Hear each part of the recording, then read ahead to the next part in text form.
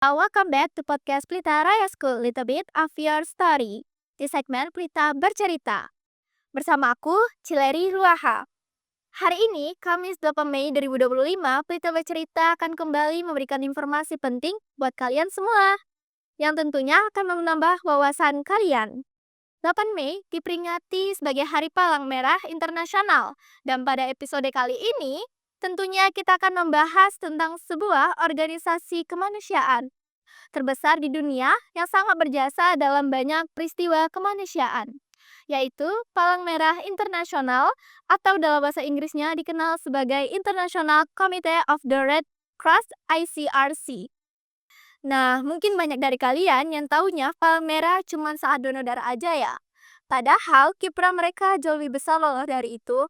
Organisasi ini punya peran sangat penting dalam misi kemanusiaan global, menolong korban perang, bencana alam, bahkan konflik sipil di berbagai penjuru dunia.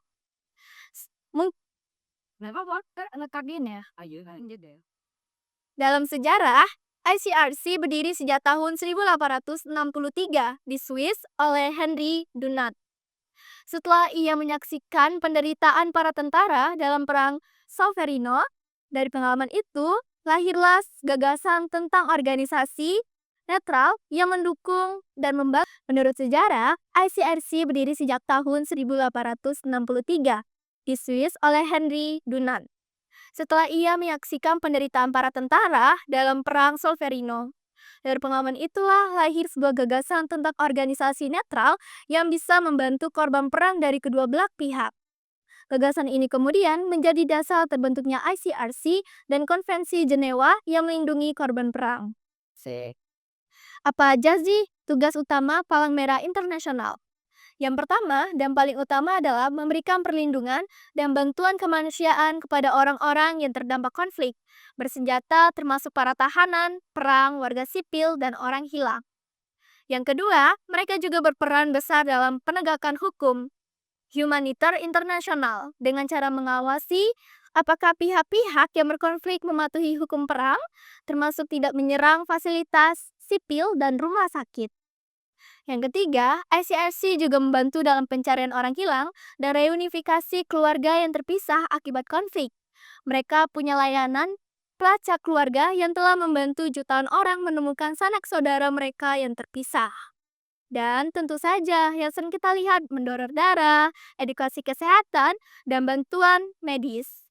Tapi itu biasanya dilakukan oleh cabang nasional Palang Merah seperti Palang Merah Indonesia atau PMI di negara kita. ICRC itu bersifat netral dan independen. Artinya, mereka tidak memihak dalam konflik dan tidak terpengaruh oleh politik.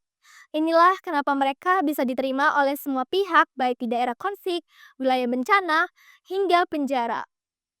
Teman-teman, Palang Merah Internasional juga aktif dalam memberikan edukasi, membina relawan lokal, dan mendukung kesehatan mental serta fisik korban krisis. Bahkan di banyak negara, mereka masuk lebih dulu dari organisasi lain. Di tahun-tahun terakhir ini, ICRC terlibat di banyak tempat seperti di Gaza, Sudan, Ukraina, dan Suriah, memberikan bantuan medis dari kemanusiaan, serta membantu mengatur bencana senjata kemanusiaan agar bantuan bisa masuk ke zona konflik. Sebagai penutup, aku harap setelah mendengar cerita ini, kita bisa lebih menghargai dan mengenal kerja luar biasa dari Palang Merah Internasional. Dan semoga juga kita bisa tergerak untuk ikut ambil bagian dalam kemanusiaan sekecil apapun.